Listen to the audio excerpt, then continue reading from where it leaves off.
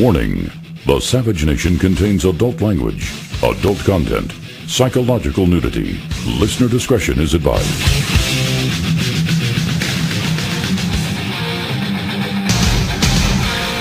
And now, America's most exciting radio talk show, The Savage Nation, home of unprotected talk, borders, language, culture. And here he is, Michael Savage.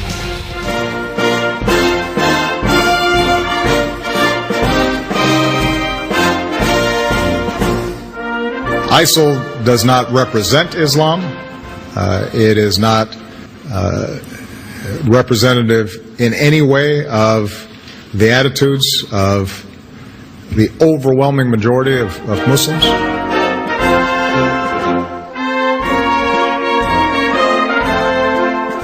There is a dance of death in the West, and actual death in the Middle East, courtesy of the Islamo-fascists. Meanwhile, the Caesar in the White House entertains himself with 1,000 sycophants, partying on behind closed doors, as if the Islamo-fascist hand will not touch him. He thinks he's protected from this new plague, the Black Death of radical Islam. We are facing something the West hasn't had to deal with since the wars of religion in the 16th and 17th centuries. When those religious wars ended in one place, they began in another. They lasted for over 100 years. The same thing is happening right now. The radical Muslims are on the warpath, and they are against everyone else. They are against Muslims who are not as fanatical. They are against the members of all other religions.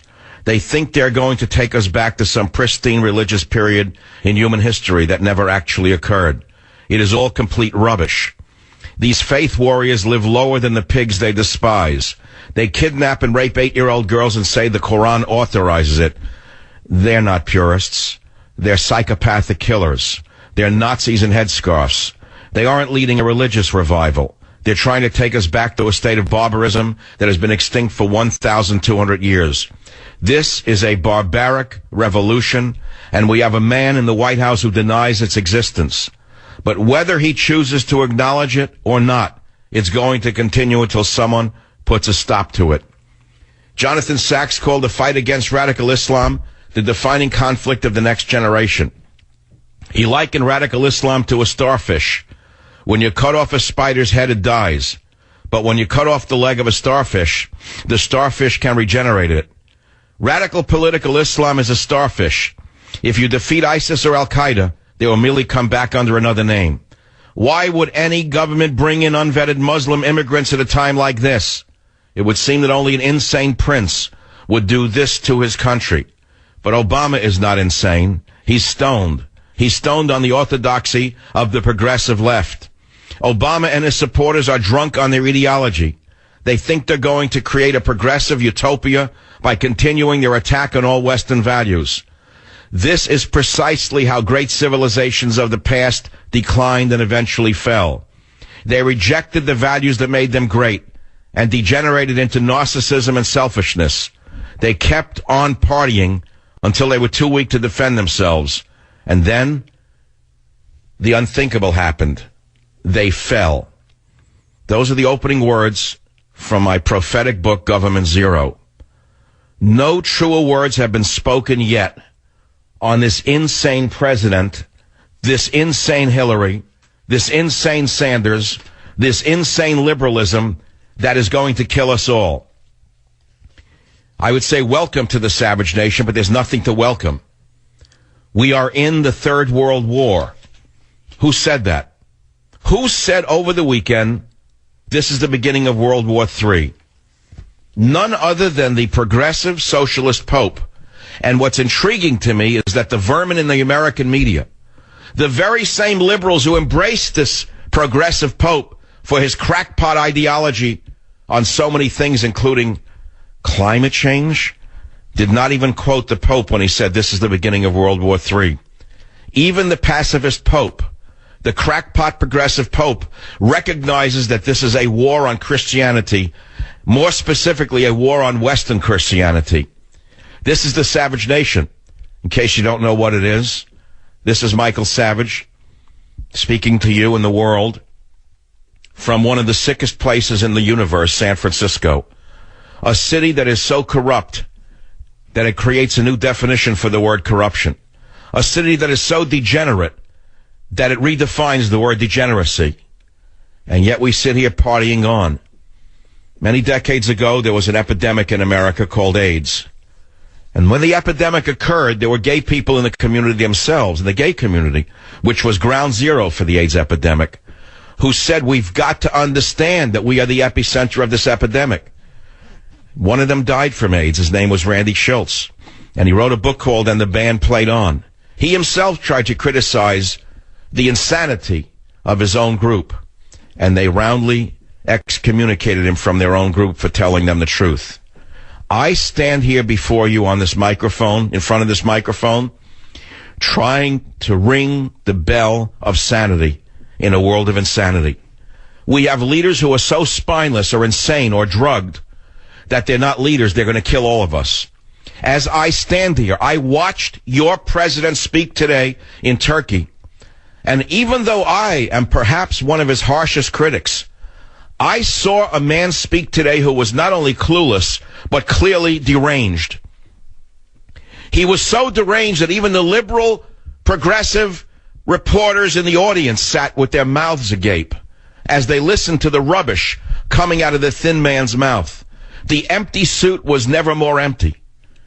The fallacy of Obama as a leader was never more clear, even to those reporters who are given to liberal progressive values, if you want to call them values.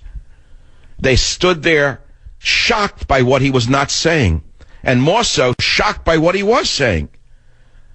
And so that begins the program. We're facing an enemy that's been at it for 1,200 years. And if you say they're not Islamic, you're a fool. Then you're denying what they themselves say. Well, what are they then? Jewish? Christian?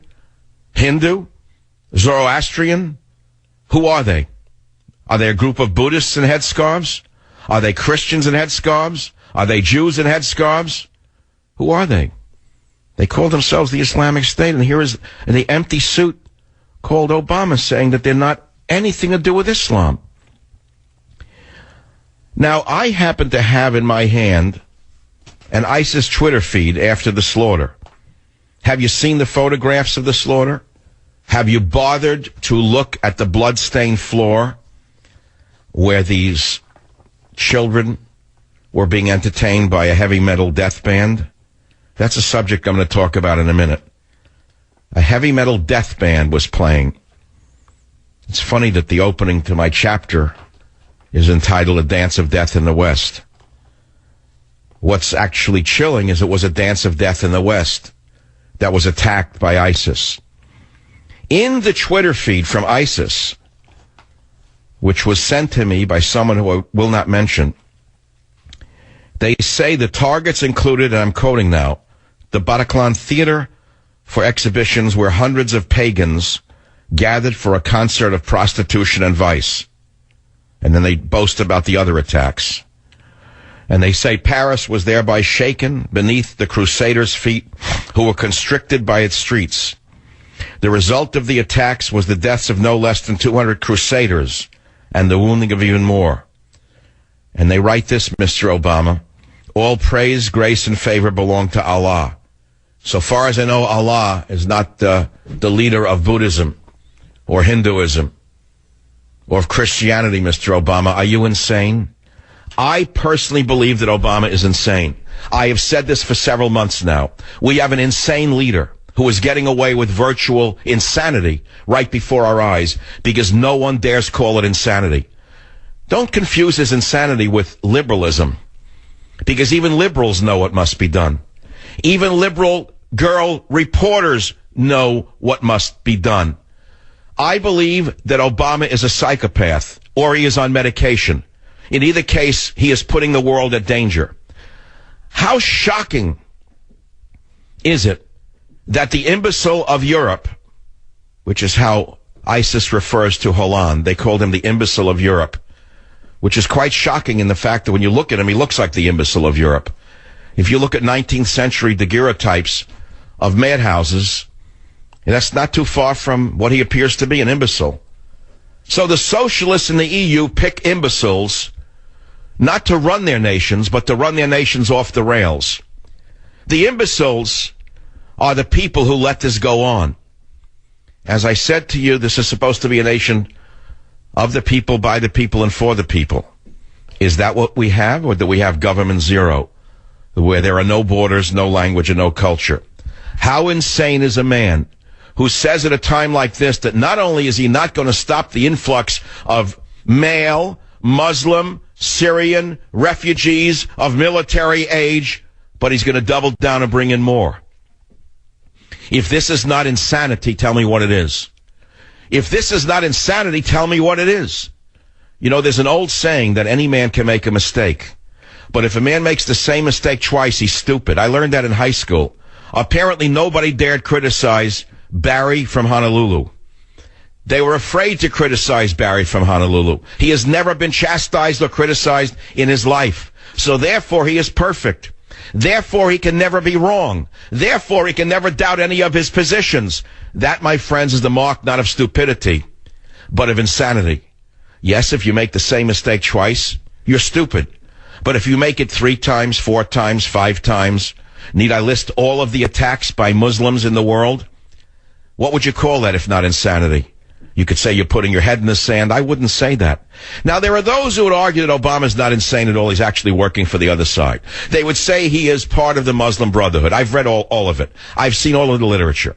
That he is right out of the show Homeland. He's a deep cover plant who was put in office to destroy the West. I don't have to go there because it doesn't matter whether that's true or false. I could dismiss it. It wouldn't matter. It wouldn't matter whether he is or he isn't.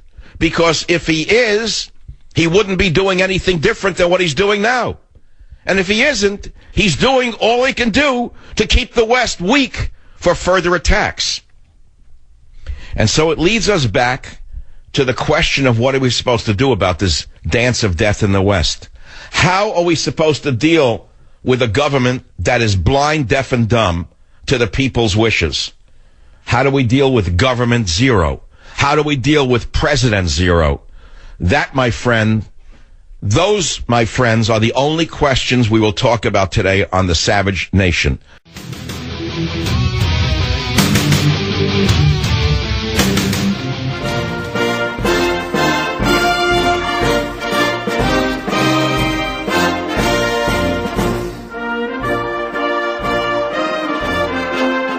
The overwhelming majority of victims of terrorism over the last several years, and certainly the overwhelming majority of victims of ISIL, are themselves Muslims.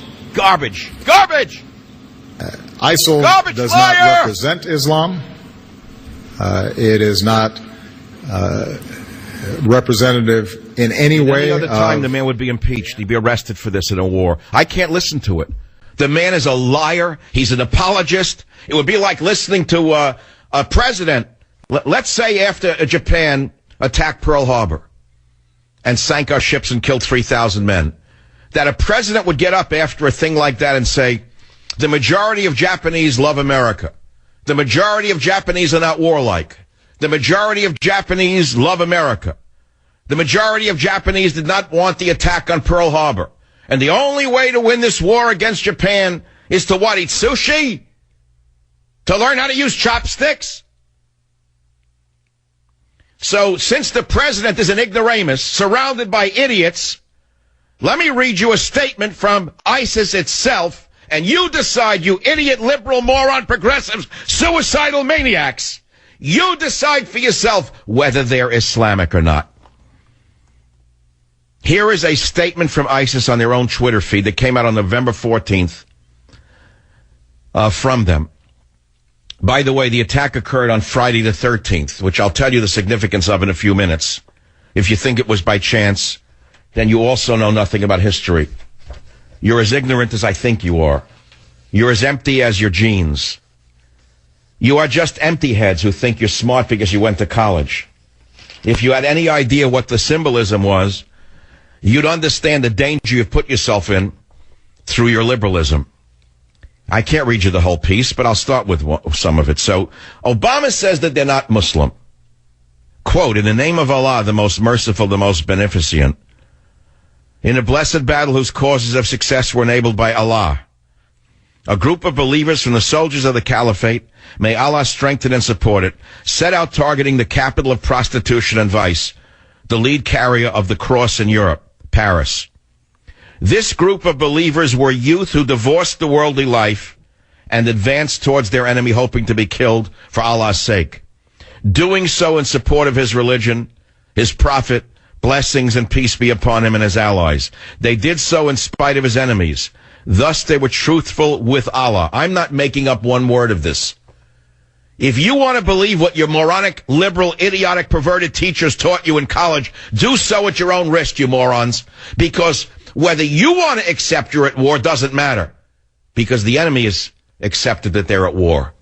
They're at war and you're not, so who wins that one?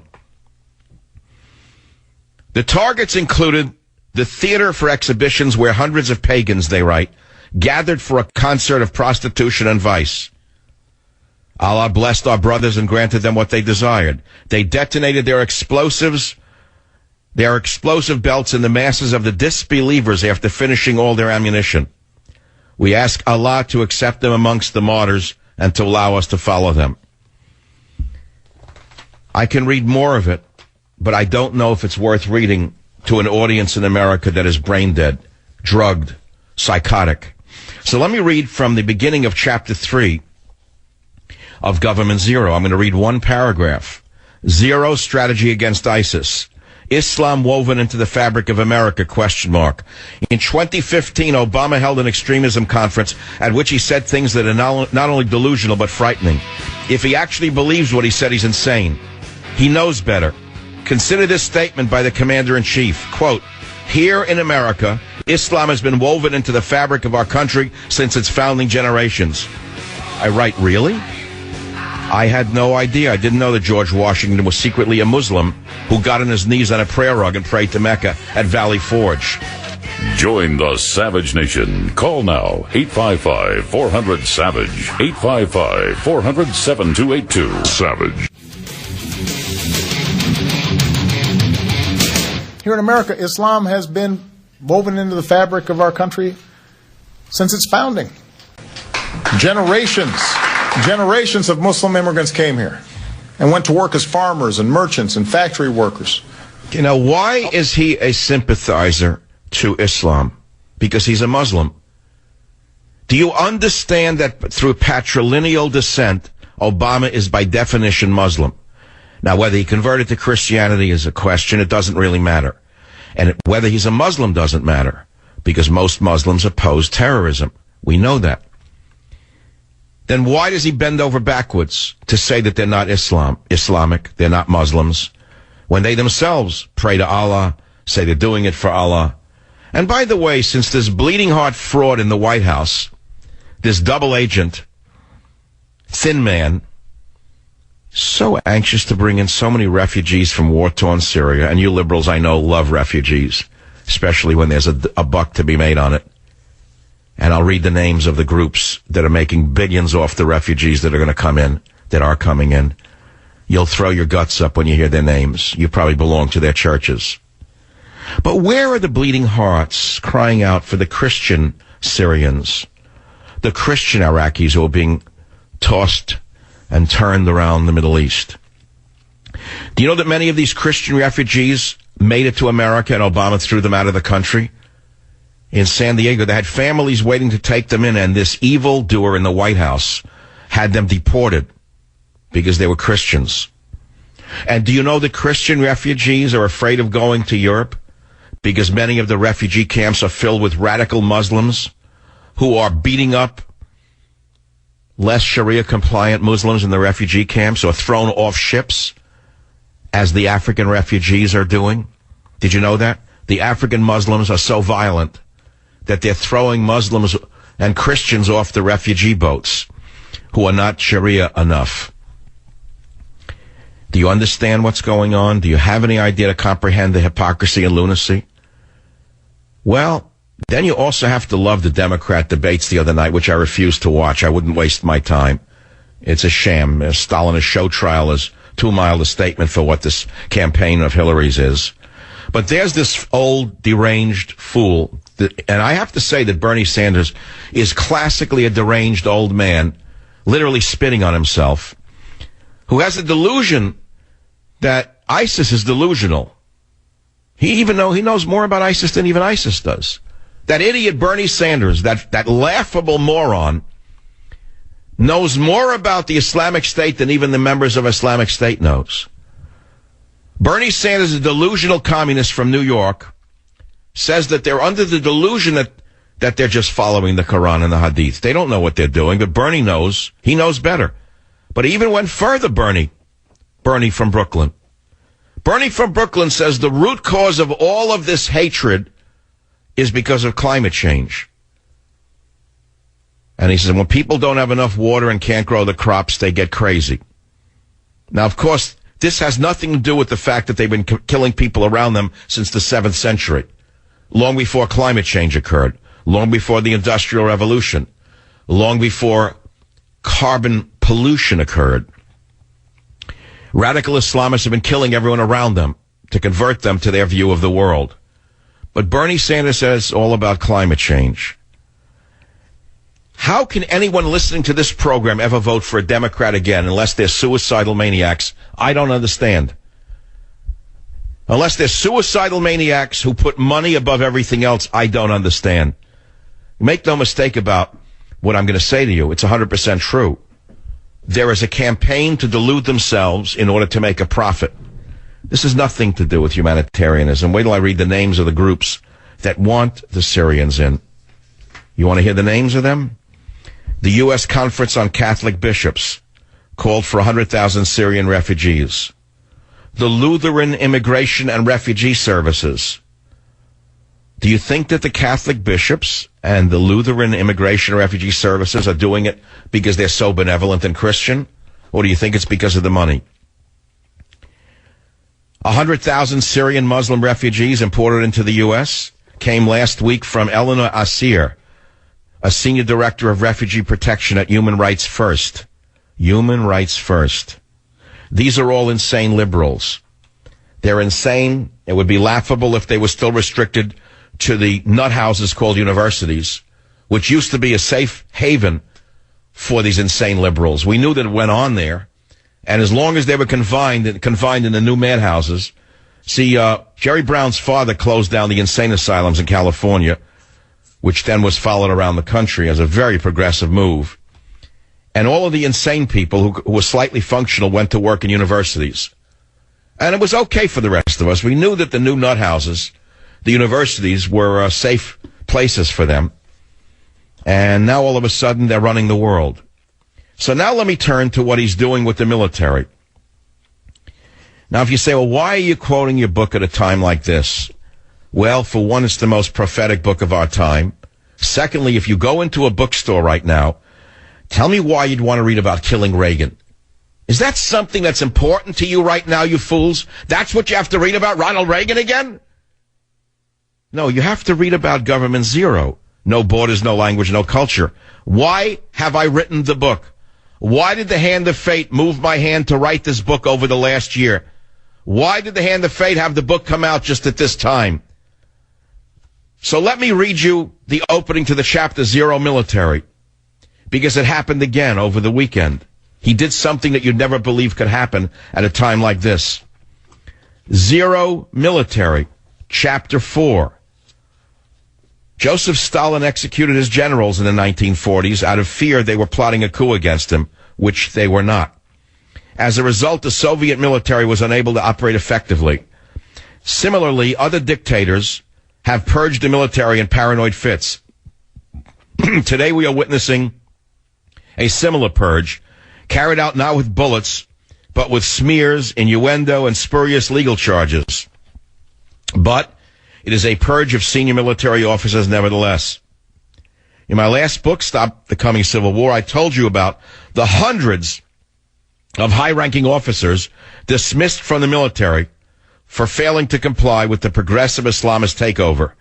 General David Petraeus, Major General Michael Carey, Vice Admiral Timothy Giardina, General Stanley Allen McChrystal. These were some of the best men in the history of the military. They're just a few of the heroes purged from the new progressive military by this crazed Stalinist in the White House. But this was by no means the end. And take a guess what happened over the weekend. You didn't read about this? Well, here it is. Saved it for you for today. When I saw it Saturday, I said, he's doing it right in front of our eyes. He's purging the military as I speak. Headline, New York Times. Dismissed Pentagon general held wide influence behind the scenes. Now, by the way, Lieutenant General Ronald F. Lewis was one of the best men in the military. He's an African-American, by the way. Obama threw him out of the military over the weekend on trumped-up charges. Do you know what this man was capable of? He had one of the highest jobs in the military. But he wasn't one of these paper-pushing, phony, fat-behind idiots that sit in the Pentagon just to cash in on their pensions and contracts. This was a fighter. He was a warrior. This was a man who was a Special Forces Airborne Ranger snake eater. This was a man, a black man who went to West Point. This was a man who was one of the best fighters in the military. He developed an interest in aviation while studying mechanical engineering. And instead of becoming a pilot, he became a pilot of Apache attack helicopters. This African-American general that Obama just threw out of the military went on to command an Army battalion in Iraq. He served 2 tours in Afghanistan, first as a brigade commander and then as the deputy commander of the 101st Airborne Division. Between his tours in Afghanistan, the man was working in the Pentagon. He knew the new defense secretary, Mr. Carter. And yet he was thrown out of the military over the weekend. He had been rewarded with a promotion to lieutenant general, becoming one of the few African Americans serving in the upper ranks of the military. And they threw him out of the military under the trumped-up charges that he had an affair under the guise of personal misconduct. There were no details about the smear campaign, but he was thrown out of the military nevertheless by Barack Hussein Obama. If this is not evidence, further evidence of Obama's madness, I'd like to know what I need to present to you. So you say, well, let's say I agree with you. Let's say Savage, this guy who I've hated all these years, turns out to be right. He tried to warn us about Islamists. I called him a racist. He tried to warn us about Obama for 7 years. I called him a racist. Now I wake up and I see the guy was right. So, Savage, what do you recommend we do? I recommend immediate hearings to dismiss Barack Hussein Obama for medical reasons. I need an outside panel of psychiatrists to adjudge his sanity or insanity. What do you do if you wake up and you have a man who is so good at faking it his whole life that he can get away with faking his sanity? What if you find out that your president is a madman? Because who but a madman would say that not only is my strategy working against ISIS when it's not working, but I'm not only going to not bring in more Muslim men of military age, I'm going to bring in more of them. If that's not insanity, tell me what it is. Well, there's only one other word that applies: treason. In either case, we need a panel of psychiatrists to be convened immediately to judge whether the president is fit to hold office. Listen to me, if he's commander-in-chief, that means he should be subject to the same structure as any military general will be subject to. And if a command general starts to show signs of either paranoia or delusional behavior or going over to the other side like Bergdahl did, you have to have a convening of officers to judge whether the man is fit for office. What makes a president above the human condition? I've been asking you for years now. Look, I could plead with you all day long today and make utterly good sense, and you know what? Nothing will come of it.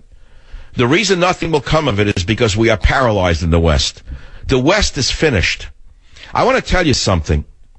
We're going to be attacked again and again, and nothing's going to change. Nothing will change because we have sick progressive Islamists running everything. They're going to destroy all of us until eventually it stops and there's a reaction. Now, let me give you some observations.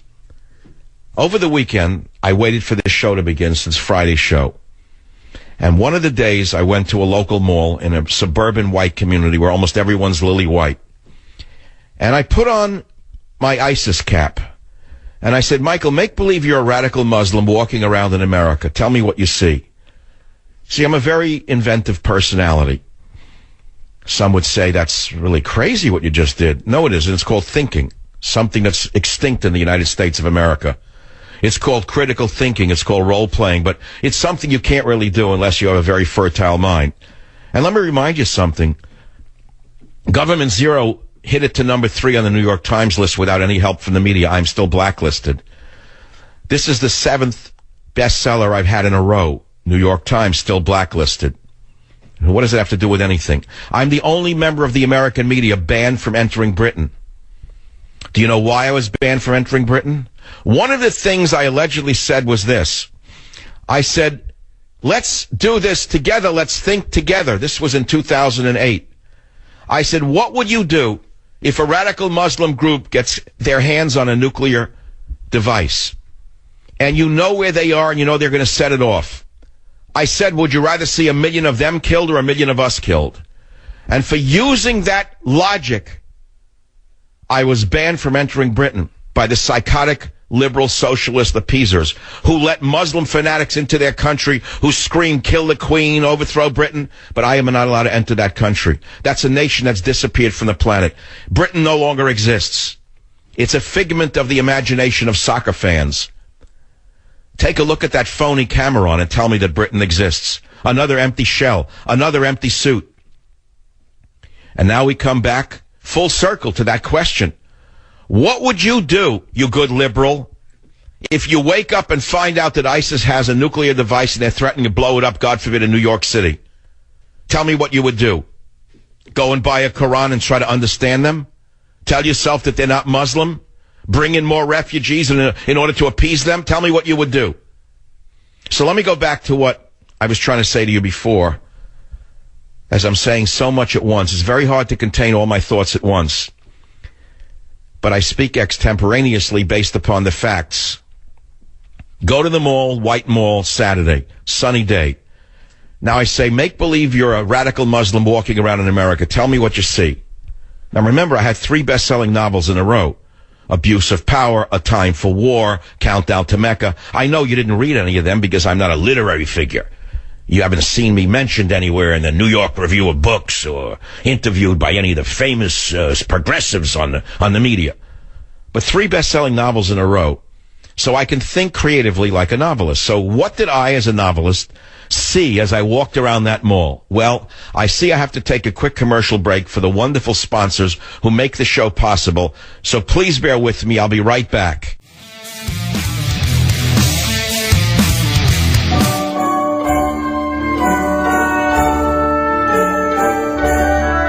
Welcome back. Only a minute left. I don't have enough time. I'm playing some French music. We're playing French composers. Saint-Saëns, Ravel, Berlioz, Debussy, Bizet, Lully. We've also played the French national anthem. I'm going to play an American composer, which I love, George Gershwin, An American in Paris. But I need time to develop it. I'm sorry, the format limits me. My mind requires more time than I have. I can't compress it. When I left off, I was telling you that I put on a different mindset as I walked around an American mall. And I said, what if I were a radical Muslim walking around in America? What would I see in a white American mall on a Saturday? I'll give you a hint. I saw a grown man with a 14-year-old daughter. The daughter was walking around in a pair of pajamas with no shoes. The father was on an iPhone. I said, if this doesn't symbolize the death of the West, I'd like to know what does. You say, well, it's only a girl in pajamas. Is that what it is? Just a girl in pajamas and a father on an iPhone? More when I come back about Government Zero. Maybe you'll wake up. Join the Savage Nation. Call now, 855-400-SAVAGE, 855-400-7282. Savage.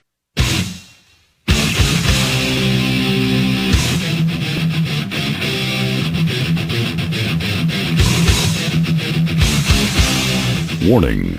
The Savage Nation contains adult language, adult content, psychological nudity. Listener discretion is advised.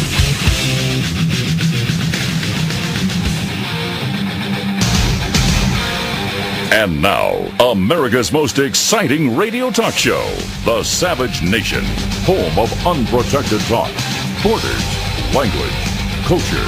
And here he is, Michael Savage.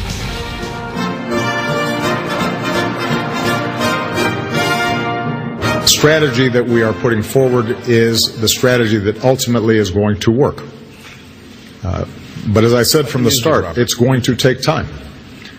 And what's been interesting is in the aftermath of Paris, as I listen to those who suggest something else needs to be done, typically the things they suggest need to be done are things we are already doing. Now, not so coincidentally, I'm playing Berlioz's Symphonie Fantastique March to the Scaffold, because this lunatic, this psychopath in the White House, is marching us all to the scaffold with his cool intellectual academic mind. It's interesting to me how cool and collected he is, and so benevolent when it comes to Islamofascism, so detached even, yet how vicious he is when it comes to Christians, Jews, Israel, and his own nation. It's a pregnant statement, I think. He's doing nothing, in other words. For 2 years, he faked the war against ISIS. How long have I told you it was a fake war against ISIS? How long have I, Michael Savage, told you that we created ISIS? They're using our weapons. They basically were fighting under our air cover because we weren't using air cover to knock them out. How long ago was it that I said to you after they took Mosul, I said there was a victory parade of a half a mile long of their Toyota trucks, and we didn't fire one rocket at them, nor did Israel, by the way. That's when the bell went off in my head, and I said, aha, there it is. Obama and Israel have created ISIS in order to take out Assad. You say, well, maybe you're right. Well, now Russia suddenly changes the quotient. Russia steps in at the last minute and says, no, you're not knocking out my ally. You're not taking out Assad. We have our Navy there. He is our linchpin in the Middle East. You're just not going to do it. And this was after Obama had turned Putin into Hitler. Do you remember? Who else called him Hitler? None other than Hillary Clinton called him Hitler. So we have a situation now that's gotten out of control. The French, who have an imbecile in the army, I agree with ISIS, he is an imbecile. Hollande is an imbecile, plucked from the stupidest amongst the elite. I mean, it's not enough he's just they're intelligent socialists. They're a patriotic socialist. He's an imbecile. Right out of a 19th century daguerreotype from a lunatic asylum in France. But even that lunatic socialist has launched airstrikes against ISIS, while this fraud in the White House does nothing except expel hot air from between his hissing teeth. You hear the hiss of hot air coming out of him. I saw an empty suit speaking this morning in Turkey. I couldn't believe what I was listening to. I know most of you were working and you didn't have time to listen. I watched with awe how he could get away with this. When even the liberal girl reporters in the audience sat there stunned that he would repeat the same big lie over and over again till someone stands up and says, King has no clothes. No, the king is either crazy or he's working for the other side. Get him off the stage. Put in a wartime consigliere, to use a metaphor from The Godfather. Obama's politics are dead. They're as dead as the ideology of progressive liberalism. Dead in the water. And yet they can't change. They won't change unless they're removed from office. Let me go back in time for you. World War II. Eve of World War II. England had a leader. He was a pretty smart man. He was a socialist. He goes to Germany to try to appease Hitler. Comes back. And he holds up a piece of paper and he says, I've just come back from speaking with Herr Hitler. And the Anglo-German naval agreement has never been stronger. There will never be a war again. Hip, hip, hooray! The next day, Germany invaded another country. What happened to that leader? The country threw him out. His own party threw him out. His own party realized that he was going to lead Britain into the jaws of defeat. They got rid of him. Who took over? A wartime consigliere named Winston Churchill, who saved England. Why do we not have the capacity to remove this weakling academic lunatic from office? He can be removed under many different charges. Insanity, incompetence, consorting with the enemy. There's no reason it can't be convened. Say, come on, you're way out of your league, Savage. He's such a great man. How do you even dare suggest such a thing? Well, it's fallen upon me to suggest such a thing because no one else will do it, which is why I'm still banished from the media, from the American media. Isn't it astonishing that I have a book that's number 3 on the New York Times list at a time like this, that is absolutely on target, called Government Zero, and the blacklist by Roger Ailes continues to this day? He'd rather have a member of ISIS on, a murderer, than a man who speaks the truth. You know, there's a statement that I put up on my website, michaelsavage.com, by Orwell. I want to get it just right. It's next to the article, A Dance of Death in the West, but I've got to get the Orwell quote correct. I don't want to misquote myself. I hope it's still up there. Here it is. The further a society drifts from the truth, the more it will hate those who speak it.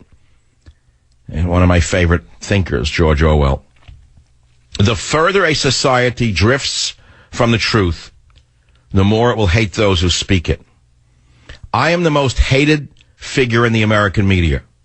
I don't delude myself. I don't wear it with pride. I wish it were another way, but it isn't. But I do this because I feel that we're down at the end, or at the end of the road here. The hateful Islamist mother of the vermin who blew himself up, that filthy, rotten mother of theirs, says that the Islamist murderer blew himself up because of stress. I'm not making it up. She was interviewed after the verminous son. She said he blew himself up because of stress, says Ibrahim Absalam's family. Stress. Stress. Now, I think it was John Kerry who said that they need jobs. Remember that about a year ago? Or was it one of the girls who worked for Kerry? Said that the reason they're doing this is because they don't have jobs. Now Bernie Sanders says it's because of global warming. That's hot down there in the Middle East. Now let's look at the attack itself. And then we're going to talk about what we should do while playing French music by great French composers. As I mentioned before, we just played Berlioz's Symphonie Fantastique, March to the Scaffold. Quite telling, listening to Obama saying his strategy is ultimately going to work. Well, let's play another Obama here, clip number 4. Because if you want to hear about delusional thinking, listen to clip 4. There have been a few who suggested that we should put large numbers of U.S. troops on the ground. And keep in mind that the big lie. We have the finest military in the world, and we have the finest military minds in the world. Yeah, with a great commander-in-chief. I'm meeting with them intensively for years now to throw out discussing these various options. And anyone who says they should, they throw out. Not just my view, but the view of my closest military and civilian advisors, that would be a mistake. So his closest military advisors are the ones who he didn't throw out. Any military advisor who said use troops and crush them like the rat bugs that they are, he dismisses from the military and the trumped-up charges. Civilian advisors consists of degenerate, psychotic drug addicts, in my opinion. I don't know what else to say to you. They're drugged. I look at them, they all look like they're on medication. I think the entire West is medicated. And they're all on drugs, one way or the other. I don't care if it's Prozac or an illegal drug, they're medicated. They're psychotic. They have no reason leading a nation at a time like this. Now let's look at the French so-called air attacks over there. All we saw was the French planes taking off with the red exhaust coming off the jets, and we all cheered. Whoa, that looked good, didn't it? And then we hear that the French bombed the training camp and the munitions depot, right? Oh, that's great. That made great sense. Bravo, Mr. Hollande. Well, it begs the question, if they knew where the training camps were and where the munitions depot was, why did they bomb it after the attack, not before it? Why did we bomb it before? Why did we bomb their training and recruitment centers and their ammunition depots, let's say last week, last month, last year? So we know where they are. We know where they're training. We know where their command and control centers are. Remember the Iraq War? Remember how we all watched it on television? How George Bush masterfully took out, step by step with targeted bombing. It was under Schwarzkopf, remember? And we watched the bombing in the early phases before the invasion, how they took out buildings in Baghdad and other cities that were exactly that. Command and control centers, recruitment centers, munitions depots. They were all targeted with smart bombs, and they were all taken out one at a time in a methodical campaign. That's how a war is fought. Then the military went in on the ground. So in other words, they know where they are. They know where their depots are. They know where their recruitment centers are. They know where their command and control centers are, but they're not bombing them. Why? Because they don't want them to disappear. Because they are our Hessians. ISIS is our Hessian army. And it was set up by clandestine American political forces in order to take down Assad. That's my analysis of it. One man's opinion. Forgive me for thinking out loud. One man's opinion. There's no other explanation why Obama has conducted a useless war for 2 years, a fake war. Let me tell you something. Our military could destroy ISIS within 2 weeks. And I don't mean by ground troops. They can take them out through air power, sea power. Submarine-launched ballistic missiles could destroy them in less than 2 weeks. They could eliminate them from the planet. And it won't happen because they're a factotum of the Obama machine. It's a factotum that I believe was existing only to take down Assad. And then along came Putin, who said, no, you will not do it. Now, I'm going to rest my case right now because I made my case over and over again, which is that fundamentally either Obama is crazy, incompetent, or worse yet, a traitor. I know you say, how could you say a president's a traitor? That's unheard of. Why? Tell me why it's not possible that he's a traitor. He's certainly a traitor to the ideals of Judeo-Christian civilization, so let's start with that position. Is Obama a traitor to Judeo-Christian values or not? Yes. Although he espouses them, he certainly doesn't exemplify them. Why doesn't he accept Christian refugees from the Middle East? Why only Muslim refugees? Why does he want to usher in hundreds of thousands of military-age Syrian men?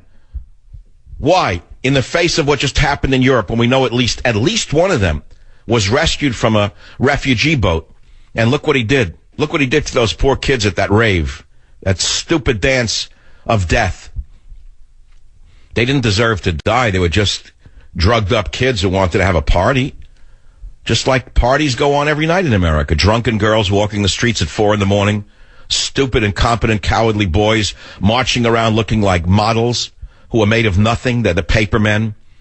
The paper men of America marching around looking good, pumping themselves up at the gym, but inside as empty as a piece of cotton candy. So again, let's go back when I come back to my little view, like my visit to Brobdingnag.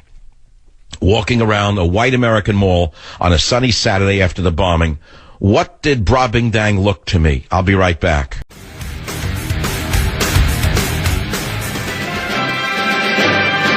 Miss Ravel's Bolero? Yes, we're playing classical French music today. The music of a dying civilization. Because the music that the children who were killed were dancing to was not Ravel's Bolero. They were dancing to the band American Death Eagle, a death-worshipping band. And they were playing a song called Save a Prayer for Me, originally by Duran Duran.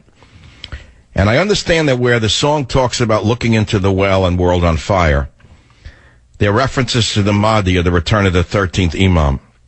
Now, what was the importance of Paris and Friday the 13th? Does anyone know? I know. It happened on Friday the 13th, which symbolizes something. People say, oh, Friday the 13th is bad luck, but do you know why? It's the date and location that Jacques de Molay was burnt at the stake by Pope Clement V and King Philip IV. Exactly 707 years and 7 months before. And the 130 plus or minus who were murdered in that concert hall by these vermin matches approximately the number of 128 of convicted Templar knights who were also killed with Jacques de Molay in 1307. Did you know that the combination of 3 satanic symbols that were utilized to make the solidarity with Paris symbol, peace, triqueter, and anarchy, were symbols that we used to make the peace, solidarity with Paris symbol?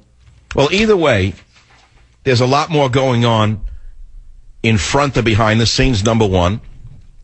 And number two, instead of the youth of Paris rioting in the streets and demanding that no more Muslims be let in, investigate the mosques, no more immigrants, you know what the idiots did? They lit candles and brought out teddy bears. Now, if you were ISIS looking at this, you'd be laughing, saying it proves what we're saying is true. It proves that they're weak. They're too weak to survive. They're too weak to even protect themselves. So we'll do it again. Because the intelligence services have been deballed by the imbecile of Europe. You know that one of the bombers was on a watch list and they didn't arrest him in advance? Which leads me back to America. We understand that there are 1,000 Muslims under surveillance right now by our FBI. And yet they're not being arrested. Why? Oh, well, they're protected by the U.S. Constitution. And you don't want to violate our values, do you?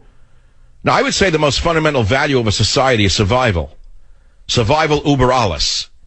It's called living or dying. So I would say that one of the great values of my society should be to protect me. And one of my values is I want to live, and I want my family to live. So I would say take your Constitution and apply it to civilized people, not to 7th century vermin! In other words, we're going to be hit again and again and again because of progressive insanity. I'll be right back.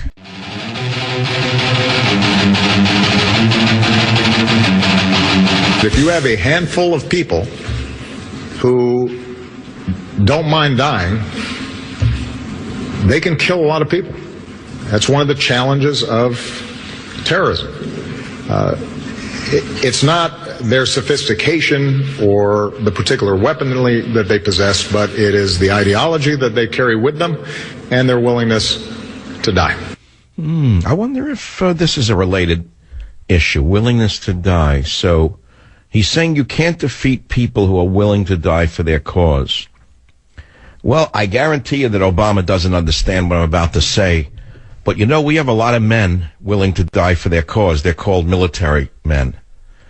And if we had a defeatist like Obama in office in 1939, you'd be speaking German or you'd be a lampshade. What would you call the bombing missions over Germany toward the end of World War II but suicide missions? Every man in every airplane was willing to die for America. Do you know that? But that's something that's alien to Barry for Honolulu. Many men in the military know that they're putting their life on the line. That's why they enlist.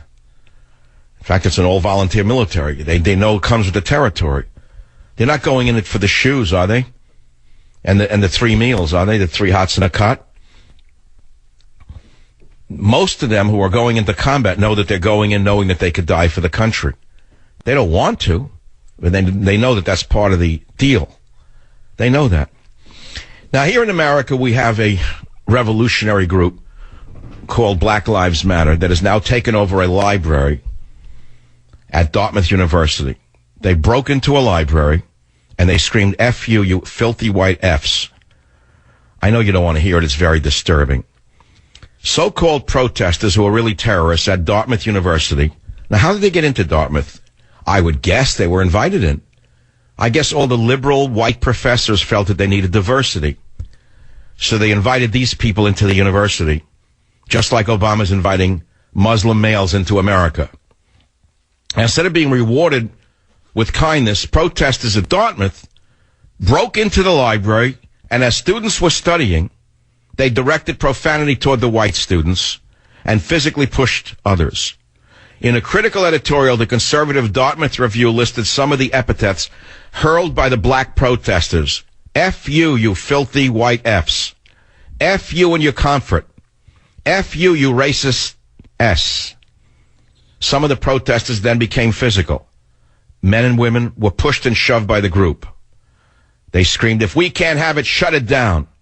Another woman was pinned to a wall by protesters who unleashed their insults, shouting, filthy white B in her face. And they screamed at them. One of the protesters posted online, said that they were ashamed of what the protest turned into. After making a girl cry, one of the black protesters screamed, F your white tears. He wrote, I was startled by the aggression from a small minority of students towards students in the library, many of whom were supporters of the movement. Liberalism is a mental disorder. It's a suicidal mental disorder. If you've trained your child to be this tolerant, you've trained your child to die. Now, I want to ask you something. How many brown shirts do you think there were in Nazi Germany that were able to bamboozle the entire Germany into becoming a Nazi state. 30,000. Only 30,000 brown shirts captured the Nazi movement. And through intimidation tactics of the type used by Black Lives Matter right now, screaming, cursing, pushing, eventually the brown shirts started to beat people up and kill them, to convert them to Nazism, to cow them. And just as these Islamists, what they say, there's 100,000 of them in Syria now? I don't know the number. There's certainly a critical mass sufficient to convert the mass of Muslims to their cause, isn't there? That's quite worrisome when you think about it. If 30,000 brown shirts can force an entire nation to adopt the racist, homicidal ideology of Nazi Germany, why, who knows but that these tens of thousands of Muslims can convince all Muslims in the world to follow their lead in blowing people up, killing them in the name of Allah? So we go back to old Obama, where he says, oh, you can't kill people who don't mind dying. Listen to, again, clip 2 and see the context of this. There's no other word for it but pacifism. Listen to O2. If you have a handful of people who don't mind dying, they can kill a lot of people. That's one of the challenges of Here we terrorism. go again, intellectual detachment. It's not their sophistication or the particular words. weaponry that they possess, but it is the ideology that they carry with them and their willingness to die. Well, you got men willing to die if you unleash them. They're called special forces.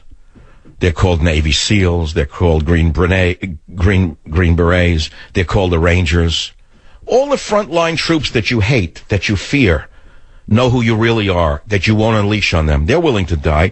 I got a report this morning from a very important man that the French Foreign Legionnaires, the French Special Forces, are ready to go into the Muslim neighborhoods and do what needs to be done to save France. And they're being constrained by the idiot, the imbecile of France. The imbecile of France will not let the tough, hard French troops do what they know needs to be done to protect their women and children. And we have the same thing here, the imbecile running the White House. The man is either an imbecile or a fellow traveler. There's no other explanation for it. I could see liberalism in a time of peace. I could see all of the claptrap coming out of his mouth in a time of peace with a booming economy. But in face of the bombings and the killings in cold blood on Friday, to keep repeating the same garbage is a mark of insanity and imbecility. Government zero. No borders, no language, no culture.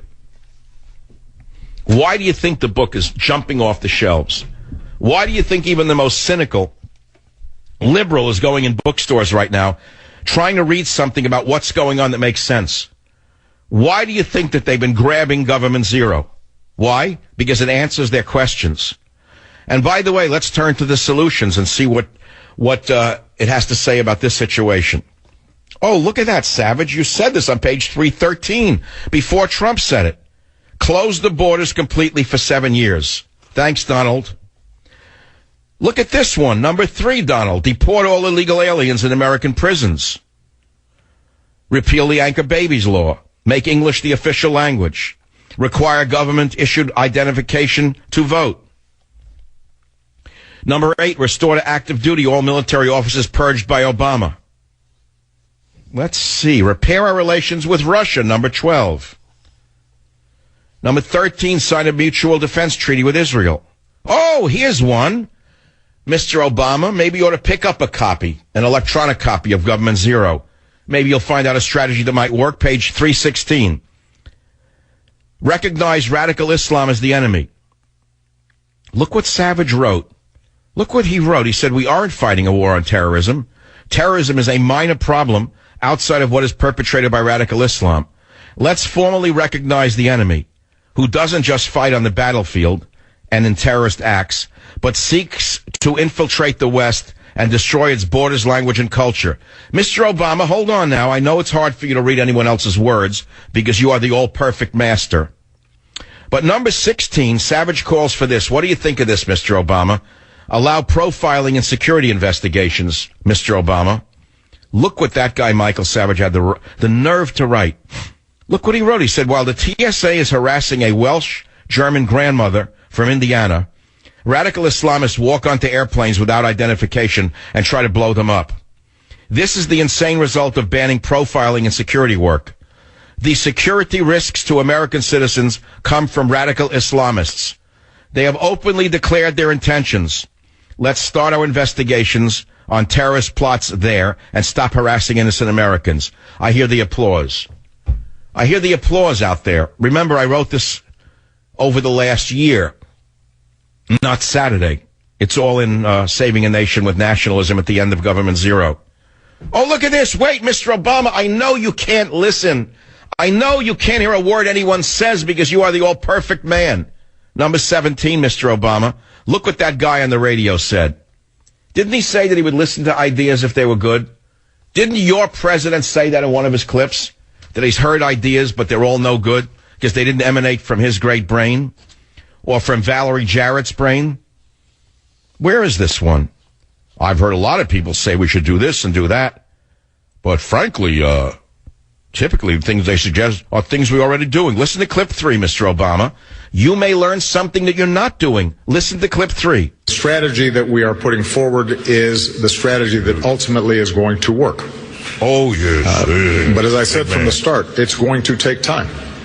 And what's been interesting is in the aftermath of Paris, as I listen to those who suggest something else needs to be done, typically the things they suggest need to be done are things we are already doing. Oh, really? Mr. Obama, please pick up a copy of Government Zero. Download it on your app. Because point number 15 says recognize radical Islam as the enemy. Have you done that yet? You say typically things you're already doing. You haven't recognized radical Islam. You won't even say the two words together. And another one on number 16. You may learn something. Allow profiling in security investigations. Wait, Mr. Obama, I know you're nervous. Hold it. Number 17, demand Congress declare war against ISIS and destroy them. Wow. ISIS claims to be a formal state. They control territory, have declared war on the United States, and have killed American citizens. This is a no-brainer. Declare war and win it decisively. The rules of engagement should go no further than what is required by the Geneva Conventions. That's all on page 316 of Government Zero, Mr. Obama. I don't think you read it. I don't think any of the girls around you would let you even see those ideas because you said that all these ideas have already been enacted, and yet none of my ideas have been enacted, Mr. Obama. And I have one of the most far-seeing minds of my generation, Mr. Obama.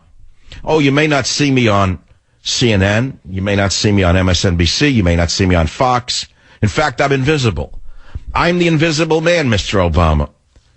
But I'm also the most far-seeing person in the American media right now, Mr. Obama. And you don't see what's going on. You refuse to see it. WABC Bill, welcome video talk. Okay, I guess it's a failure to call screen properly. Bill is not there. Thank you for that one. First call of the day, and it's a dud. I'll be right back.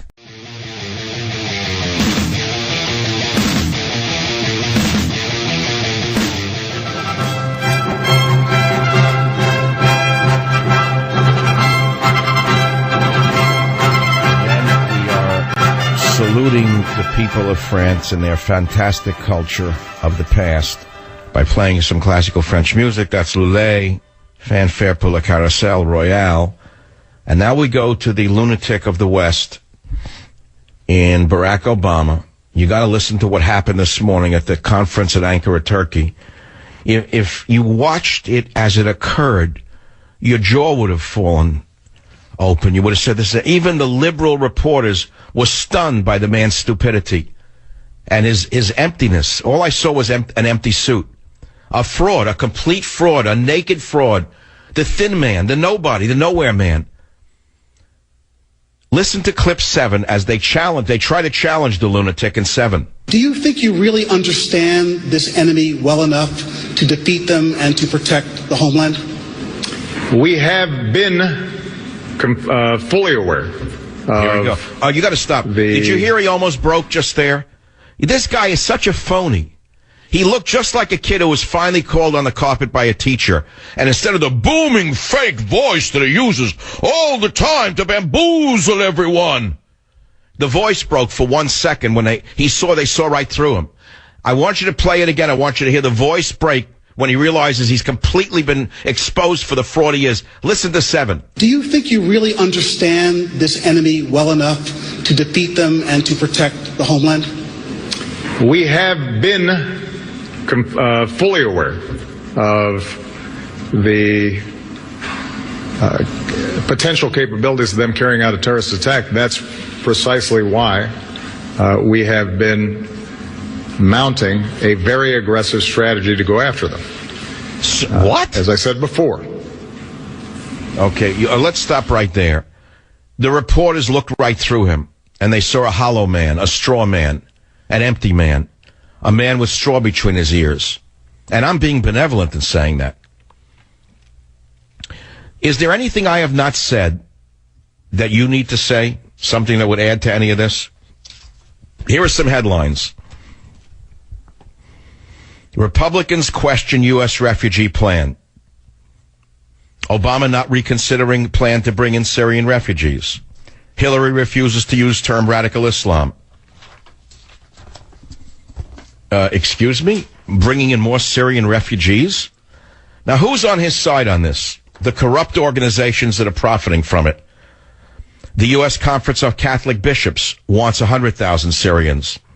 The Lutheran Immigration and Refugee Services, International Rescue Committee, 100,000 refugees. Why? Money. Follow the money. Who else? Which one of the Republican numbskulls wants more? Senator Lindsey Graham, who shot his mouth off saying we need to be more militant. And then he said at the same time he's joining with Senator Patrick Leahy, Leaky Leahy, to nearly double the amount of funding Washington spends on resettling Syrian refugees into the United States of America. That's your Lindsey Graham, the phony tort lawyer.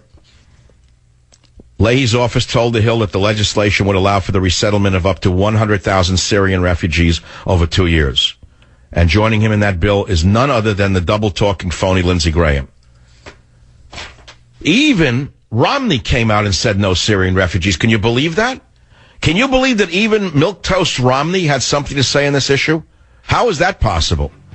You know, you're in real trouble in a country when even milquetoast Romney starts to sound like a conservative. You know that you're really in real trouble. Romney actually said it. We need a wartime consigliere who will name the enemy, go after the enemy, and kill the enemy. We need to slam the door shut on all refugees from Muslim lands. We need to reinstitute the monitoring of mosques throughout America, which was done in New York City by the NYPD until Barry Obama took office, along with de Blasio. Join the Savage Nation. Call now, 855-400-SAVAGE. Savage.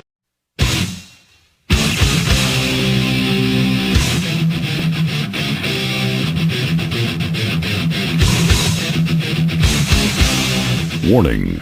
The Savage Nation contains adult language, adult content, psychological nudity. Listener discretion is advised.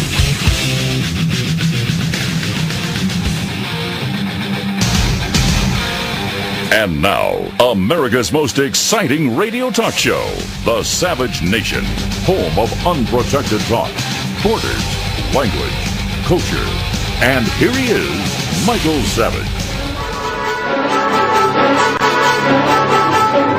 Today I'm playing some classical French music. This, of course, is the American composer, George Gershwin. Everyone knows this song when they hear it. Play it again, just so they know what it is. Any educated American who went to college in the 1960s or 70s would have known this. They would have known Saint-Saëns, Ravel's Bolero, Debussy, Bizet, Lully. We would have known it all because it was in Music 101.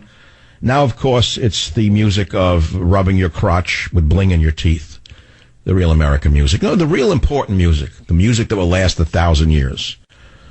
The barbarism of that music is beyond belief compared to the beautiful music that I'm playing for you today. In my opinion, as one man's opinion. I realize it could be an affront to some individuals who like rap music. I don't happen to be one of them. I call it jail music, frankly. It's the music that was born in prisons. And, hey, not my music. You know, it's a big country, lots of different views. And to me, I'd rather listen to the French music that I'm playing today rather than the other stuff that I'm talking about. So the best one was Berlioz's Symphonie Fantastique March to the Scaffold, This is something that if you created it for a comedy show, people would laugh and say, that's funny. That's a parody of Bernie Sanders, but it isn't a parody. Listen to clip 15. This is the idiocy of the Democrats. Listen. When people migrate into cities and they don't have jobs, there's going to be a lot more instability, a lot more unemployment, and people will be subject to the types of propaganda that Al-Qaeda and ISIS are using. Now let's go to clip 14, because he's an expert on climate change. The only thing Bernie Sanders knows about climate change is that I'll stop right there. It's a family show. Listen to clip 14. Climate change is directly related to the growth of terrorism. And if we do not get our act together and listen to what the scientists say, you're going to see countries all over the world. This is what the CIA says. They're going to be struggling over limited amounts of water, limited amounts of land to grow their crops. And you're going to see all kinds of international conflict. Liberalism is a mental disorder. You know, it would be laughable if it wasn't true. It's not laughable. This moron is actually running for the presidency, and the idiots, the ravers, and the campuses actually believe this lunatic. The man is foaming mouth insane. So it's drought that's causing terrorism. This moron doesn't know that Islam has been at war with the rest of the world for 1,200 years. 1,200 years, you moron. Before industrialization, when they were burning camel dung in the desert. They were at war with everyone around them to convert them to their religion. Just study the history of it, you idiot, you. Surely you learned something in between studying communism, Bernie. This is what's running for the presidency, but if you think Hillary is far behind them, you're wrong. She refused to use the words radical Islam Saturday night. How anyone could ever vote for a Democrat after 9/11, after Boston Marathon bombing, after Paris. You are nuts. You're just nuts. You're just nuts. You're doing a dance of death in the West, as I said to you at the beginning of this show. You are part of the lunatics who are doing a death dance, a spiral of death.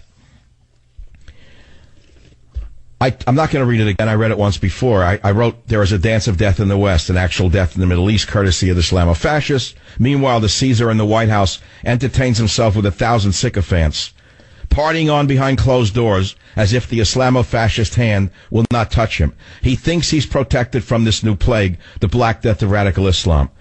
Can you name one other book that has as keen an insight into what's going on as Government Zero? There is none. It's the most insightful, poignant, important, alarming, awakening literature now available in America. I wrote it. And we wake up, and here we have Hillary Clinton saying we need more refugees. More, not less.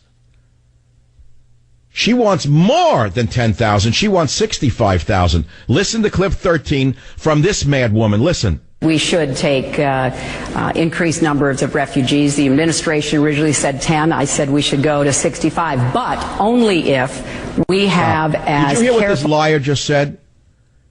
She uses the word 10 when she means 10,000. This double-talking, phony, anti-American liar says, State Department says 10, I want 65. She means 65,000 Muslims. Listen to 13 of the mad woman Clinton now. Listen again. We should take increased numbers of refugees. The administration originally said 10. I said we should go to 65, but only if we have as careful a screening and vetting process as we can imagine, whatever resources it takes. What? Because I do not want us to in any way inadvertently allow people who wish us harm to come into our country. Now, this woman created the refugee crisis. And because of idiots like Jake Woodpecker, she's allowed to get away with her big lie. This woman created the Arab Spring. She organized it. She instituted it. She enacted it. She brought down Gaddafi. She boasted about him being killed. Libya opened the doors to the refugee crisis. She did it. And yet, because of fellow travelers like Jake Woodpecker, nobody asks her if she feels sorry for what she did to the world with her Arab Spring policies. Instead, she wants to bring in more of the Muslim refugees. So you have to ask yourself, maybe they really wanted this to happen. Maybe they destroyed the Middle East to free up the Muslims to overrun Europe and America. Now, why would a woman like her want Muslims to overrun America? Why? Why does she not say, I want to bring in all the Christians who are being persecuted in the Middle East. I want to open the doors to all the Christians in the Middle East and Africa who are being killed. There's a genocide going on, according to the UN against Christians. Why is she not talking about Christians? Why is she talking only about Muslim refugees? Now, it gets even worse if you want to see a conspiracy emerging. Here is Barry from Honolulu, the Booming Barry. We'll call him Booming Barry today. And that is Booming Barry on religion now. Here's Booming Barry in clip 5. Listen to this one. The United States has to step up and do its part. And when I hear folks say that, well, maybe we should just admit the Christians but not the Muslims. When I hear political leaders suggesting that there would be a religious test, why not? For which person who's fleeing one from for you. A war-torn country is admitted, when some of those folks themselves come from families who benefited from protection when they were fleeing political persecution. Look at That's the shameful. apples and oranges. That's not American. Who are you to say what's That's not American? who we are. We don't How do you have know what we are? religious tests to our compassion. Yes, we do, moron!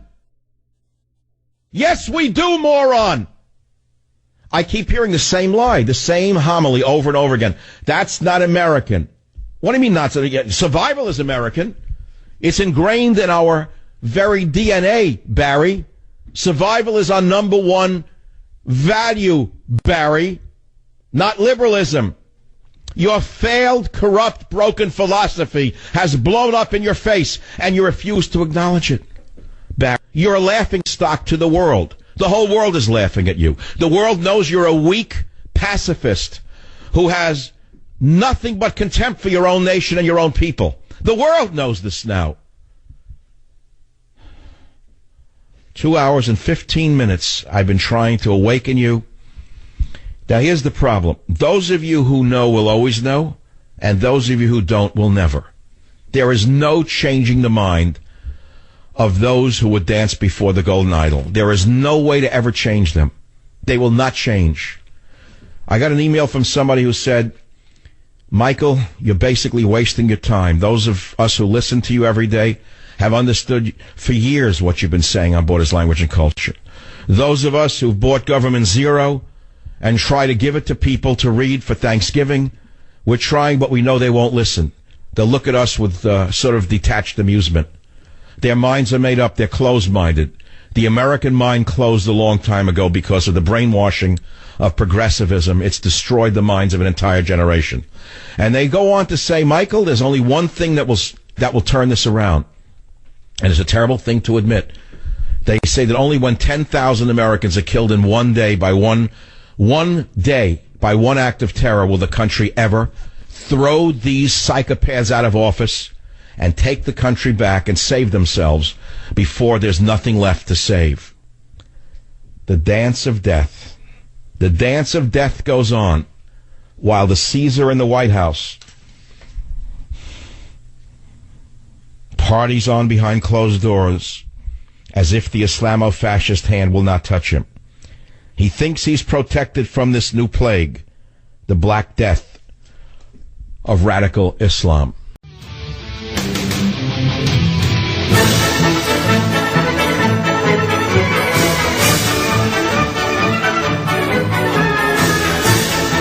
Now, you vaguely remember this from Music 101, if you were educated before rap music took over the campuses. That's George Bizet, Toreadors from Carmen Suite No. 1. Of course, now that music is considered dead, dead white European males, and we have much better music right now. Much more important music, much more important literature, much more important philosophy, much more important mathematics and science, as you well know, than we had in those primitive days when the dreaded white males, literature, science, poetry, art, was prevalent on the campuses. We have a far better civilization now, don't we? A civilization that can defend itself, a civilization that knows how to survive, a civilization that knows who to let in and who to keep out. Yes, we've certainly evolved as a society, haven't we? Can you imagine if Obama had been president in 1939? Can you imagine how he keeps repeating the same mantra over and over again with his bleeding heart for Muslims, with his refusal to acknowledge what ISIS itself defines itself as. It's called the Islamic State, IS. I'm not doing this to attack Muslims. ISIS, Islamic State. They're fundamentalist Muslims. They want to drag us back to the 7th century, something that Islam evolved out of over a period of time. Now, this is an interesting show unto itself, which is, how is it that Islam could go backwards to that state? How is it that a group of Muslims could have taken it back to the 7th century when it had evolved beyond that? How is it possible that a religion that had evolved to a much higher standard of civilization can be devolved back to the 7th century in our time? How did that happen? Well, it's Saudi Arabian money, number one. It's the Wahhabi sect of Islam that did it, number two. You don't understand how deep this goes into Saudi Arabia, but I do. It's all discussed in Government Zero, yes, my master plan, my master analysis and my master plan for what is happening, what will happen, and how to stop it before it's too late. But nevertheless, this didn't come out of a vacuum. It comes out of it's a process of the Wahhabi sect of Islam combined with the degeneracy and weakness of the West. Does that work for you as a one sentence paragraph? Combined with the degeneracy and weakness of the West. As I walked through the white suburban mall on Saturday, I told you I try to imagine what this looked like to a radical Islamist. Make believe I'm writing a new novel. And this is the Islamist walking around looking at America. He's been slipped in as a student. He shaved his beard. He changed his name to Smith. And he's walking around looking at white America. And he goes to a mall on a Saturday, and what does Mr. Islamist see? He sees a white father with a 12 or 14-year-old daughter walking around in pajamas and no shoes. And the father is on an iPhone. The father didn't have the dignity to tell his daughter not to wear pajamas out of the house because it would be upsetting to her to say to her, I'm sorry, honey, you can't wear pajamas in the street. I don't care if it's fashionable, you're not wearing pajamas in the street. That might have broken the child down. She might have needed therapy. Now, this is the same child that goes to a college that tells her global warming is the greatest threat to the survival of the world, tells her that all religions are equal. Go down the list. I don't have to read a litany to you, okay, Borders, language, culture. So what else does our friend from see in Brabingdang, those of you who know what Brabingdang is, he's walking around Brabingdang and he's looking. What else does he see? He sees Americans sitting in restaurants, eating, drinking. No one is having a political discussion. This is the day after the bombing in France. No one's talking politics. They would feel it's impolite to be angry. They cannot show anger. They can only show anger at Republicans. They can only show anger at Republicans and homophobes, but they cannot show any anger towards a government that failed them once again. A government that fails them over and over and over again. They cannot talk about politics. It's not polite. Politics is pornography to the average white American. They do not discuss politics except to bash Republicans.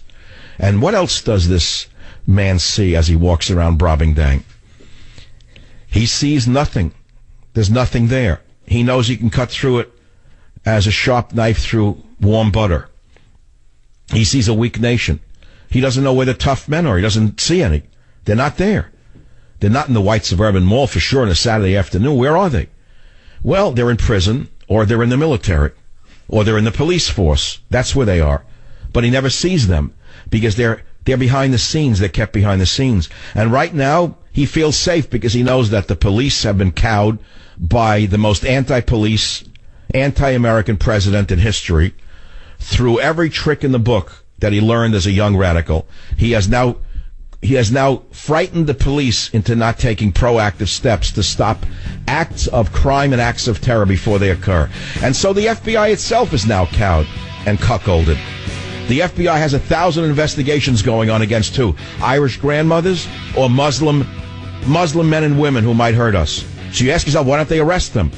Why don't they preemptively just drag them out by their filthy scarves and throw them into a holding tank? Put them into a holding tank before they kill us like they did in France. Can't do it because they're afraid of the ACLU. Join the Savage Nation. Call now, 855-400-SAVAGE. We are playing classical French music today in honor of our French friends on the Savage Nation. Some of it's a little too lyrical for what's really going on in the world, and it's a tragically Sad day, indeed, when you have a man so empty of soul and mind in the form of the President of the United States saying the things he said today in Turkey were shameful, deliberately embarrassing to the United States and the world. So embarrassing, in fact, that the liberal reporters themselves sat in stunned shock at the things he was saying.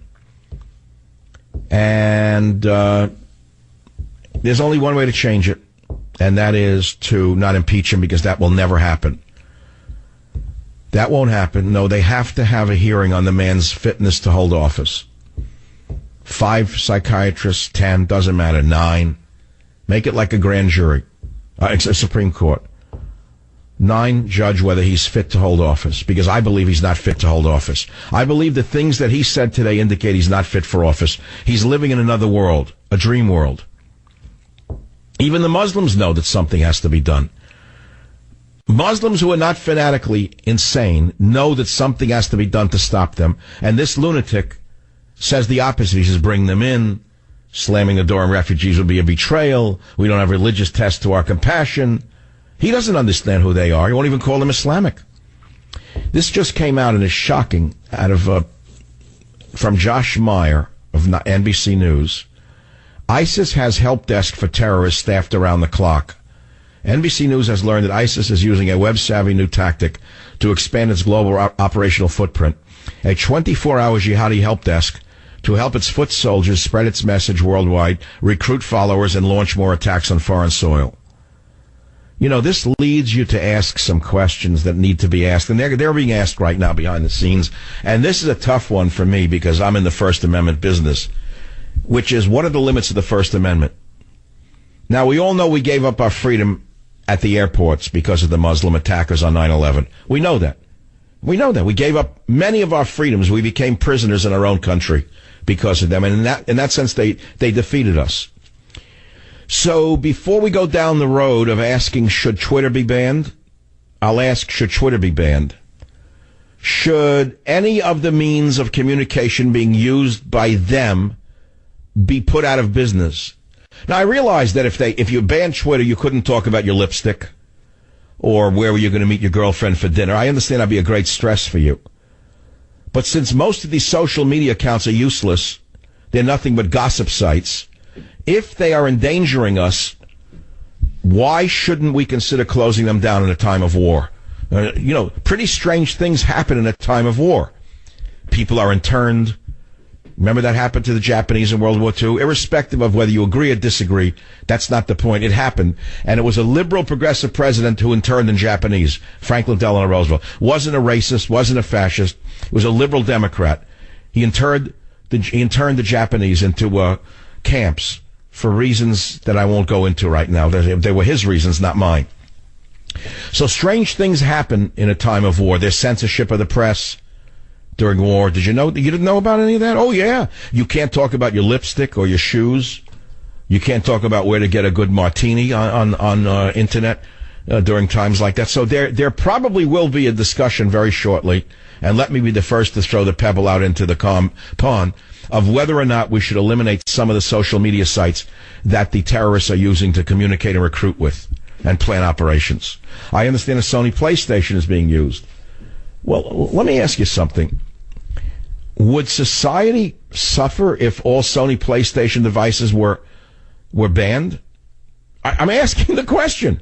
Tell me what would happen. I don't use Sony PlayStation, but I know many of you do. Would your life change for the worse if you couldn't use Sony PlayStation? Robert, do you use it? Yeah, I don't. Would your life change if it was eliminated? Would your life end? Not terribly. Okay. So maybe it's possible to give up some of your freedoms, such as the Sony PlayStation or Twitter, in order to prevent these evildoers from continuing their horrible acts of murder and mayhem? Or are you not willing to give that up? I don't know. You have to think about these things because it's going to happen one way or the other, as sure as I'm standing here. And it'll come at you when you least expect it. It'll come after the next terrorist attack in America, which could be catastrophic, and it could come tomorrow. Do you think there's anything to stop them from striking here in America? Who's going to stop them? Every intelligence agency in this country has been, let me use a proper word, let us say constrained. I'll be very classy about it. Constrained by Barry from Honolulu and his girlfriend and the girls around him in the sorority. They have constrained the FBI. The CIA, don't even tell me about the CIA, please. You look at John Brennan, I saw a hollow voice. I saw a hollow body emitting foul air. As John Brennan spoke, I saw a hollow body emitting foul air from between his teeth. I saw nothing coming out of his mouth that gave me any sense of security. The FBI gives me a sense of security, but he's been marginalized by the Islamists inside the government, or the Islamic fellow travelers. Let's be more specific. How does the FBI director keep his job when he's being so clear in what's going on? He said they have 1,000 investigations in America right now. We know that they're not about Irish grandmothers in wheelchairs. They're not looking into Irish grandmothers who might be terrorists, are they? So that means 1,000 jihadists, that means 1,000 Muslims are being looked at in the United States of America as we speak. Why not preemptively arrest them? I don't understand it. What are you looking at them for? What are you looking so long? They were looking at them in France, too. Wasn't Obama looking at the Sarnoff brothers in Boston? Weren't they under surveillance? Then they set the pressure cooker off in Boston. Why weren't they arrested in advance? Why? Because of the cockamamie psychotic liberal lawyers who have the most twisted suicidal values you could ever imagine under the guise of freedom. The lawyers prevented the FBI from arresting the Sarnoff brothers. And, of course, they set the bomb off in Boston. So there are likely many of them ready to go here in America who the FBI's been watching. They could arrest them preemptively, put them in a gigantic holding area, treat them humanely, and not let them out until the war on terror is more or less under control, until the flame starts to die out. Keep them almost eternally in an American Guantanamo. Give them 3 meals a day, give them whatever they need to feel comfortable, and conduct trials for all of them. Why can't you do that? Tell me why you wouldn't do that in a time of war. It was done in World War II. During World War II, would you have brought in Germans? Let me ask you something. You're at war with Hitler. Hitler's declared war on you. And what? You say you're going to bring in Germans because they're fleeing Hitler. You say, but wait a minute. Hold on now. How many of them might be fellow travelers and Nazis? Oh, don't worry. We're going to screen Hans. We have very strict screening processes to determine whether Hans is a good German or a bad German. Well, what are those screening processes? We can't disclose them. It's a matter of national security. But don't you worry. Us girls have it under control. We can screen as many of those Germans as necessary to only let the good ones in because our sieve is so fine that not one bad German will get in. Not one saboteur will get in who will blow up a train. Not one saboteur will get in who will blow up a day school. Not one saboteur will get in who will blow up a pizzeria or a cafe because we are so smart. And so instead of not letting the Germans in, we're going to screen the Germans. And we're going to hope for the best because that's who we are as a nation. Those are our values. We are optimists and we trust people. We are good, liberal progressives. And on that note, I think I'll rest and take a phone call. Let's go to Patty, WMAC Radio in Georgia. Make your point. Please go ahead. You're on the Savage Nation. The intelligence that France used to bomb Syria came from Obama. Obama had the intelligence, never acted on it. Well, okay, but it begs the question of why didn't Obama act on it a week before the attacks in France? Because he's working on the other side. You were right about that. Well, there's only three conclusions that can be drawn with the empty suit. One, he's stupid. Two, he is a progressive liberal who actually believes in what he says, which makes him stupid. Or three, he's working with them, which makes him even more stupid. In either case, he's not fit for office. He's loyal to Islam. He said it. Well, but remember, you see, you say that and you're not thinking clearly. There are many Muslims who are loyal to Islam but are not fanatical murderers. I've said that. It's true. Not every Muslim is a terrorist. But it's also true that almost all terrorists are Muslims. That's a statement that was made by a Muslim himself right after 9/11. Did you know that? He said, not all Muslims are terrorists, but unfortunately almost all acts of terror are conducted by Muslims. It was written by a Muslim. Do you know that? Okay, I stand corrected. No, I'm not trying to correct you. But I'm sending you a Thanksgiving gift. It's all in my book. If you name it, you gain it. What's the name of my book? Government Zero. Thank you. But do you promise to put it out on the Thanksgiving table, along with the turkey, to try to trigger conversation amongst ignorant fools who don't know what's going on around them? Please do. Please do. If you have a copy, bring it to Thanksgiving dinner and try to discuss what's going on. And if you can't get people to talk about what's going on and the danger we're in, then what hope is there for the country? That's what I want to know. Look, don't progressives pride themselves on being open-minded?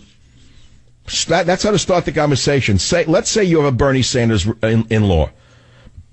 Someone who looks like him, talks like him, walks like him. Someone who is as ignorant as Bernie Sanders, but he's so bigoted in his liberalism that his mind is made up.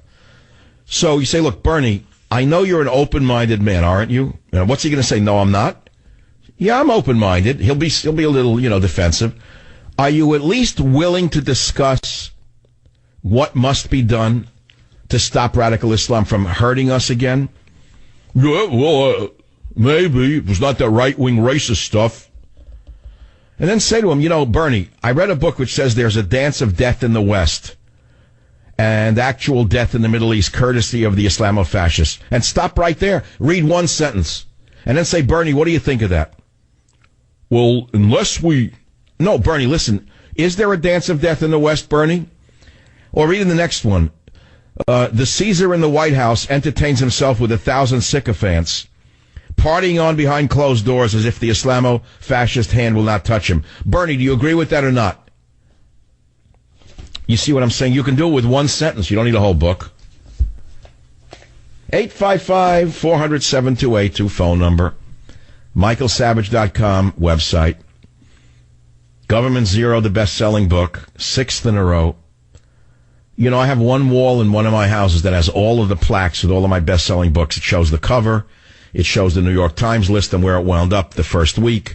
I counted them last night. I usually keep them in a closet. People put their awards up. I really don't. I had them all stacked up in a closet.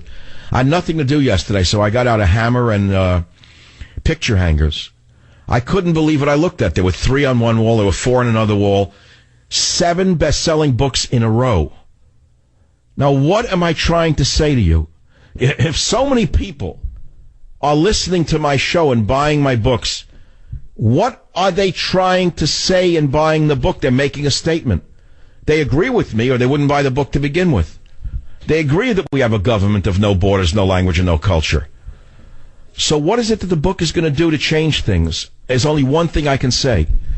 The book itself is a billboard. Just putting the cover, the book on a table, and saying not a word says like a billboard in your house. Maybe, just maybe, you can have one person in your family who is an ignoramus open their eyes before it's too late. And that's all I'm going to say on the book. Because this is not about a book. It's not about the sale of a book. It's about the death of a nation. It's about trying to save a nation. It's about trying to warn people before it's absolutely too late. And the one thing we must do is stop the importation of Muslim refugees. Yes, we must have a religious litmus test to our compassion. Obama is, again, 100% wrong. He is 100% wrong. Anyone with common sense knows that you don't bring in Muslims from war-torn Syria at a time like this because you know and I know there's no way to vet them. None whatsoever. Common sense would say don't bring them in. And yet he's doubling down. Why? There's a couple of reasons. Voters and the money that the Catholic charities wants, Lutheran charities want, the Jewish charities want. You get the picture? I think it was Karl Marx who wrote that when the last capitalist is hung, we will hang him with the rope that he manufactured. That's sort of what comes to mind. Must take a quick one. Back in a minute.